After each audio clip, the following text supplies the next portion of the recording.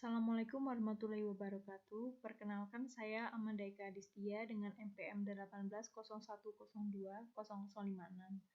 Di sini saya akan memaparkan bagaimana cara pengerjaan dari soal ujian akhir semester Information System Audit and Control. Di sininya kita bisa membuat proyek terlebih dahulu, yaitu dengan kita bisa membuat project dengan klik File, New, lalu Project, dan bisa menambahkan tabel-tabel atau data-data menggunakan New, langsung masukkan tabel. Di sini sudah terdapat 7 tabel, yaitu meliputi gaji, hutang, pegawai, pelanggan, pemasok, persediaan, dan piutang. Langsung saja untuk soal yang pertama, apakah terdapat data error dalam semua tabel tersebut? Jadi kita untuk mengetahui ada tidaknya data error, kita bisa menggunakan menu toolbar di sini di data, kemudian verify filed, kemudian kita add all semua datanya selected file, kemudian klik OK, lalu OK. Nah, di sini akan muncul apakah ada data yang error atau tidak, dan berdasarkan uji ini terdapat 0 data validity error detected. Jadi untuk selanjutnya kita cek di tabel hutang dengan cara yang sama, dengan data verify file, add all, kemudian OK. Di sini akan muncul hasilnya. Selanjutnya untuk tabel pegawai dengan cara yang sama, kita add all, OK. Kemudian untuk tabel pelanggan, kita klik data, verify file, add all, kemudian OK. Akan muncul hasilnya untuk yang pemasok.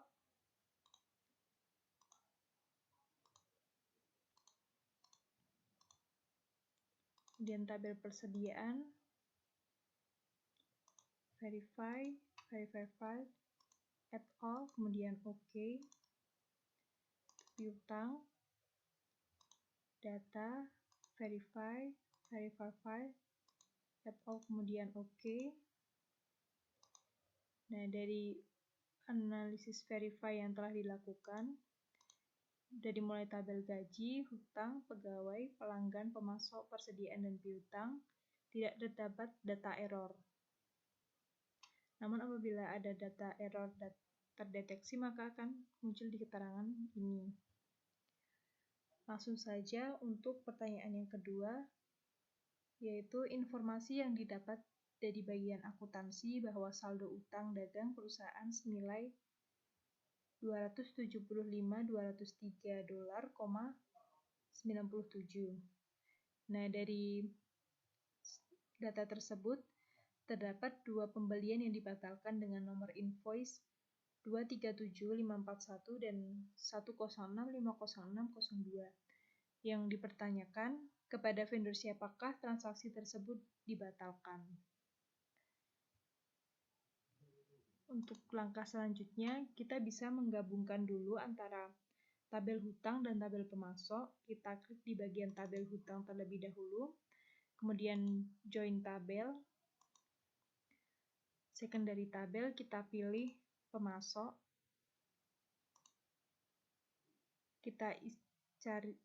Kita input primary case, yaitu pada vendor nomor, kemudian OK. Secondary case, vendor nomor, kita klik OK. Kunci mana yang akan kita pilih di primary case dan secondary case sendiri, itu harus kedua-duanya ada. Jadi misalnya tabel di sini, itu tuh ada misalnya nomor, nama, atau dan lainnya. Nah, di sini juga harus ada nomor, nama, atau harus ada salah satu yang sama. Jadi kita bisa memasukkan di primary case dan secondary case. Dan di sini tabel yang sama, yaitu ada vendor nomor di kedua tabel tersebut. Untuk primary field-nya, kita pilih add all, kemudian OK. Secondary field-nya, kita pilih add all, kemudian OK. Jangan lupa kita klik pre-sort secondary table. Untuk to-nya kita akan menamainya sebagai gabungan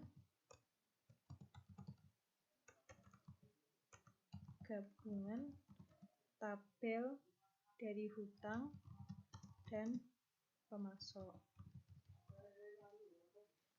Kita klik OK. Nah, dari sini tabel baru sudah muncul, yaitu gabungan hutang dan pemasok. Di sini kita bisa melakukan ekstrak data untuk menjawab pertanyaan dari kepada vendor siapa transaksi tersebut dibatalkan. Dengan memilih toolbar pada data, kemudian kita cari ekstrak data. Pada if, kita klik invoice number,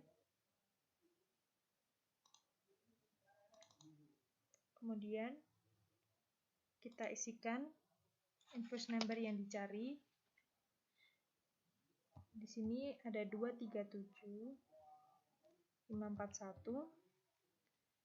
Karena kita ada langsung mencari 2, kita bisa menggunakan menu OR. Kita klik invoice number lagi dengan invoice number sebesar 106-506-02. Kemudian kita verify terlebih dahulu dan expression is valid. Jadi bisa kita langsung klik OK. Untuk to-nya kita bisa memasukkan pembelian yang dibatalkan.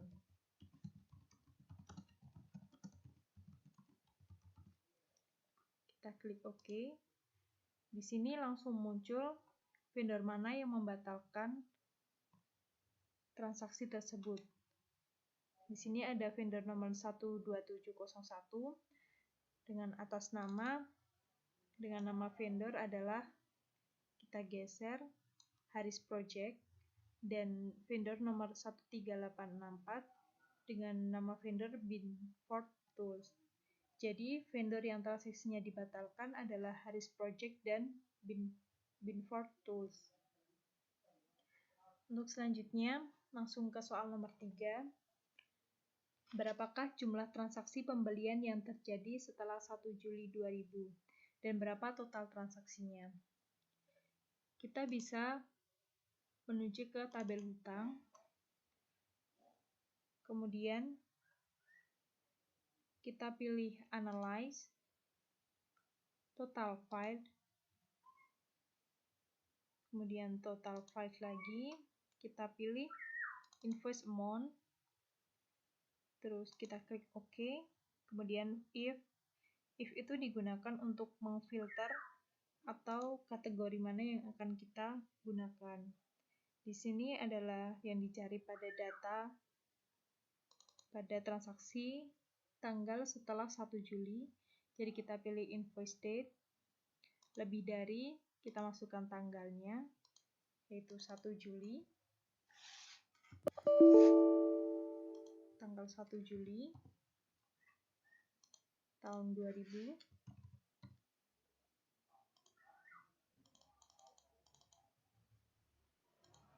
Dan kita klik OK. Kita bisa melakukan verify terlebih dahulu. Ada expression is valid, jadi kita langsung bisa OK. Kemudian kita klik OK lagi. Nah, di sini akan menunjukkan banyaknya data atau transaksi pembelian yang terjadi setelah 1 Juli tahun 2000. Di sini menunjukkan adanya 71 catatan dengan jumlah total transaksinya sebesar $175.209,92. Langsung ke nomor 4, yaitu hitunglah rata-rata harga beli produk, 5 nilai tertinggi harga beli produk, dan 5 nilai terendah harga beli produk. Kita bisa masuk ke tabel hutang, kemudian kita klik Analyze, Statistical, kemudian masuk di Statistik, Statistik On, kita masukkan Unit Cost, karena kita akan mengetahui rata-rata dari harga beli produk, 5 nilai tertinggi dan nilai terendah. Kemudian kita klik OK. Jangan lupa diklik di standard deviation. Kemudian kita klik OK. Nah, di sini akan muncul nilai rata-rata dan nilai tertinggi dan nilai terbawah. Di sini ada rata-rata sebesar 14,92 dan nilai tertinggi, 5 nilai tertinggi bisa dilihat ada $173,80, ada $155,80,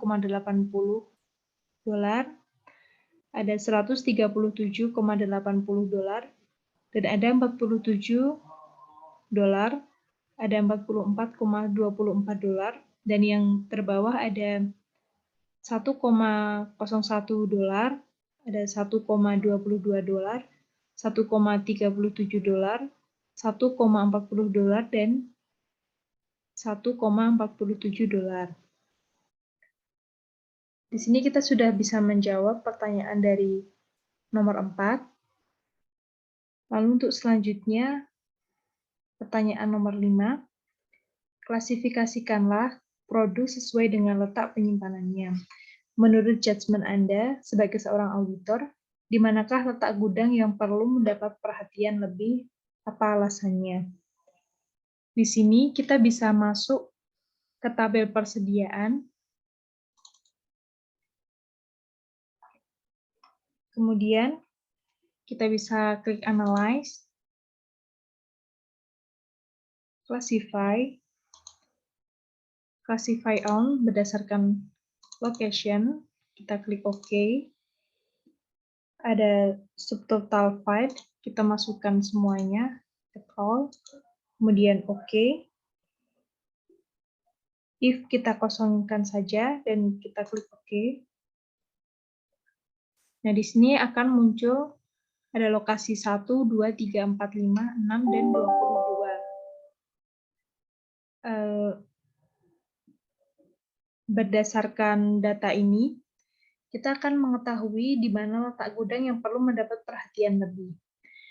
Menurut saya, untuk lokasi penyimpanan yang membutuhkan perhatian lebih adalah di location nomor 22. Karena di sini pada quantity OO itu ada nilai 0. Di mana jika ada yang nilai 0, maka harus dipertanyakan. Karena seharusnya bisa dipesan kembali namun belum dipesan. Begitu. Untuk selanjutnya,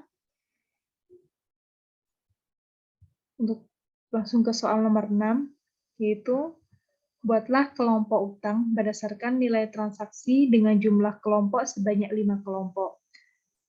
Rank nilai transaksi berapakah yang paling tertinggi presentasinya?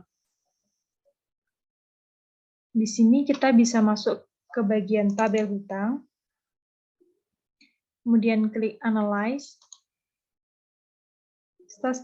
Statistical, kita profilkan terlebih dahulu, dengan profile, kemudian profile field, kita pilih Invest Amount, kita klik OK, if-nya kita kosongkan saja, kemudian OK. Nah, di sini akan muncul invest amount dari nilai total, absolut nilai, nilai absolut, minimum, dan maksimumnya. Kemudian, untuk mengetahui rank nilai transaksi paling tinggi presentasinya, kita bisa klik Analyze, Stratify, kemudian interval di sini kita ganti 5, karena yang dipertanyakan 5 kelompok. Kita klik OK. Nah, di sini akan muncul, di sini rank nilai transaksi yang paling tinggi presentasinya itu pada $11.36,34 sampai $14,88. Langsung saja kita masuk ke pertanyaan yang nomor 7. Di sini ditanyakan, sebutkan 4 karyawan dengan gaji tertinggi dan 4 karyawan dengan gaji terendah. Dan Dan juga sebutkan 3 karyawan yang paling senior dan 3 karyawan yang paling junior. Yang pertama, untuk mengetahui 4 karyawan dengan gaji tertinggi dan gaji terendah, yaitu kita melakukan penggabungan tabel terlebih dahulu, yaitu antara tabel gaji dan tabel pegawai. Kita masuk ke bagian tabel gaji terlebih dahulu. Kita bisa gabungkan dengan tabel pegawai. Kita klik gaji terlebih dahulu, lalu data dan join tabel. Kita masukkan secondary tabelnya, yaitu pada pegawai. Seperti tadi, primary case dan secondary case itu diisikan tabel yang sama. Di sini primary case-nya itu ada employee number, kita masukkan, kita klik OK. Dan secondary case-nya di sini juga kita pilih yang sama, employee number. Dan primary field-nya kita pilih add all, kemudian OK. Secondary field-nya kita pilih add all, kemudian OK. Jangan lupa dicentang untuk result secondary tabel. Untuk output-nya, kita namai gabungan gaji dan pegawai. Kita klik OK. Dari sini sudah muncul gabungan gaji dan pegawai. Untuk mengetahui karyawan dengan gaji tertinggi dan gaji terendah, kita bisa klik Analyze, Statistical, kemudian Statistik. Kita pilih Statistik On, karena kita perlu mengetahui gaji yang tertinggi dan terendah, kita pilih Gross Pay, kemudian OK. Jangan lupa diklik untuk Standard Deviation-nya, kita pilih OK. Nah, di sini sudah muncul ada 5 gaji tertinggi dan 5 gaji terendah. Namun di sini yang dipertanyakan hanya 4 karyawan dengan gaji tertinggi dan 4 karyawan gaji terendah. Jadi 4 karyawan dengan gaji tertinggi yaitu bisa diklik di sini. Nah, di sini akan muncul karyawan dengan gaji tertinggi.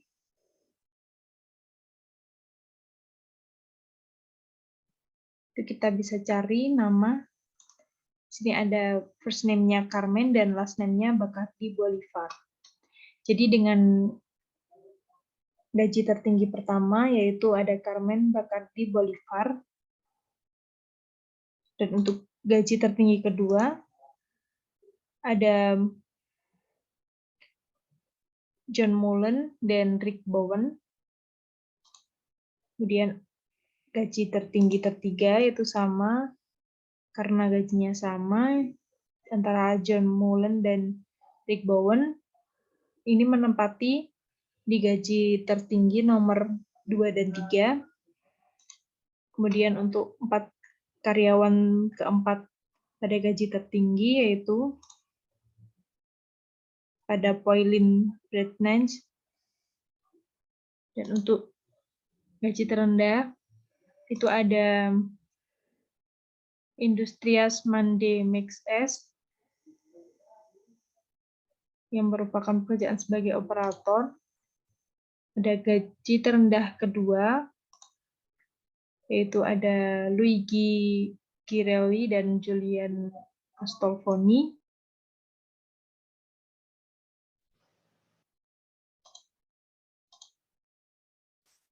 Gajinya sama, jadi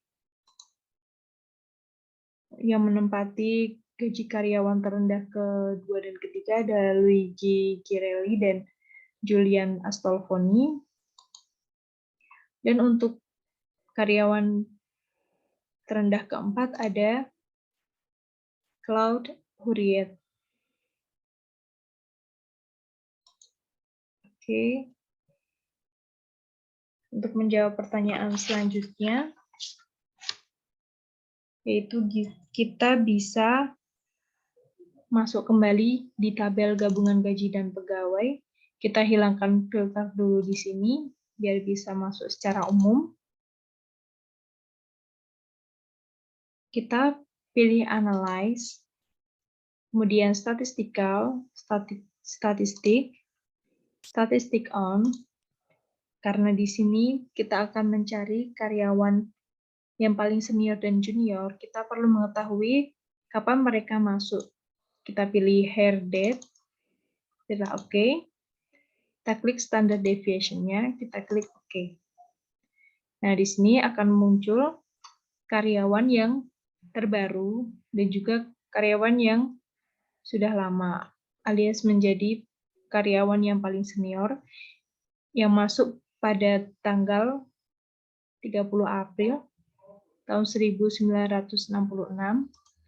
Kita bisa lihat ada George Marin dan Alejandro Septién.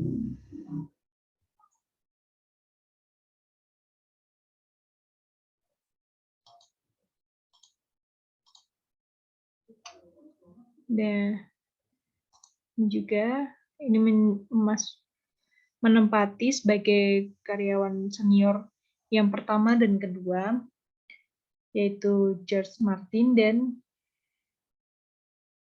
Alejandro Septién. Untuk karyawan ketiga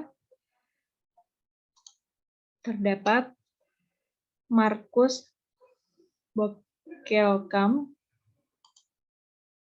dan 3 karyawan paling junior yang masuk pada tanggal 26 September tahun 1999, yaitu ada Richard Takfurian II dan Vanessa Mittal. Ini menjadi karyawan yang paling junior pertama dan kedua. Dan selanjutnya menempati ketiga ada Danny McCarthy. Oke.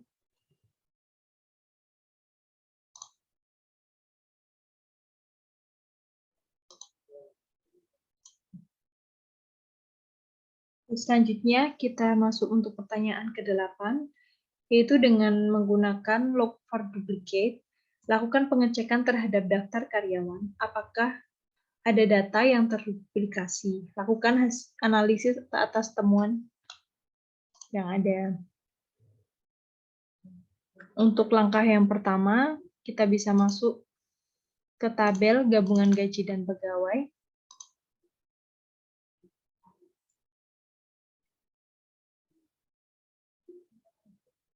Mohon maaf, kita masuk ke tabel pada pegawai. Kemudian kita masuk ke Analyze. Look for duplicate, karena kita akan mencari tahu apakah ada data yang terduplikasi di bagian daftar karyawan atau pegawai. Kita masukkan pada Main, Duplicate On. Kita masukkan Add All di sini, kemudian OK. List Fight, kita masukkan semua Add All, kemudian OK. Kita masukkan output di sini sebagai duplikasi daftar karyawan. Karena kita akan mengetahui apakah ada data yang terduplikasi di daftar karyawan. Kemudian kita klik OK. Nah, muncul keterangan ada end of file dan tidak ada yang masuk di sini. Langsung saja kita masuk ke pertanyaan yang ke-9, yaitu lakukan join data piutang dan pelanggan. Analisis data piutang sebelum dan setelah digabungkan. Adakah perbedaan? Kita bisa melakukan penggabungan tabel antara piutang dan pelanggan. Kita masuk ke tabel piutang terlebih dahulu. Kemudian kita join tabel, klik data, kemudian join tabel. Kita masuk ke secondary tabel, kita pilih pelanggan. Kemudian primary case, kita masuk pada number atau nomor di sini. Kemudian OK. Secondary case kita pilih nomor juga. Klik OK.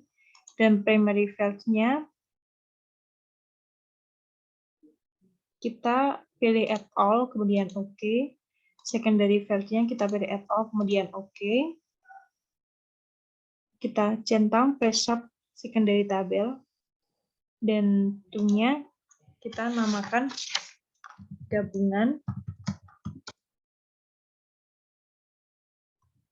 piutang dan pelanggan. Kemudian kita klik OK di sini. Sudah digabungkan. Kemudian kita lakukan penggabungan baru antara pelanggan dan piutang. Kita pilih pelanggan terlebih dahulu. Kita masukkan join data pada gaji. Mohon maaf, kepada piutang. Di gabungan antara pelanggan dan piutang. Kita primary case-nya, kita pilih nomor. Secondary-nya kita pilih nomor juga. Kita klik OK dan primary field-nya kita pilih add all. Secondary field-nya kita pilih add all, kemudian OK. Result secondary tabel, dan ini adalah file gabungan, tabel gabungan antara pelanggan dan piutang. Kita pilih OK. Kita akan cek antara tabel data piutang dan pelanggan sebelum dan setelah digabungkan. Untuk data piutang sendiri sebelum digabungkan terdapat 772 record. Kita lihat di sini, atau kita bisa di scroll ke bawah. Kemudian untuk pelanggan sendiri terdapat 64 record di sini. Dan setelah digabungkan, yaitu ada dua penggabungan, yaitu yang pertama ada piutang dan pelanggan, dihasilkan 772 record yang ada selisih 2 antara gabungan piutang dan pelanggan dengan piutang sebelum digabungkan. Kemudian di sini ada gabungan piutang dan pelanggan dan piutang, mohon maaf. Kita bisa lihat terdapat 63 record. Dan jika dibandingkan dengan tabel pelanggan sebelum adanya penggabungan, ada 64 record. Analisis terjadi penyebabnya perbedaan itu ada 3 hal, yaitu yang pertama adanya penjualan fiktif, yang kedua adanya data yang hilang, dan yang ketiga ada data yang tidak sesuai sehingga bisa digabungkan. Jadi setelah penggabungan dan sebelum penggabungan itu akan mengalami perbedaan record. Yang terakhir ada soal nomor 10. Buatkan daftar nama pelanggan yang piutang jatuh tempo sebelum 1 Juni tahun 2000 dan lakukan ekspor data piutang yang jatuh tempo sebelum 1 Juni. Di sini kita bisa masuk ke dalam tabel gabungan piutang dan pelanggan. Kemudian kita pilih data, export to other application.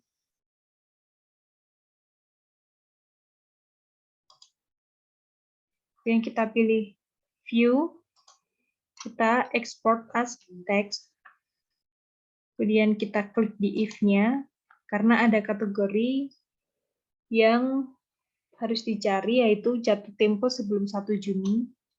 Kemudian kita pilih do, itu sebelum 1 Juni tahun 2000.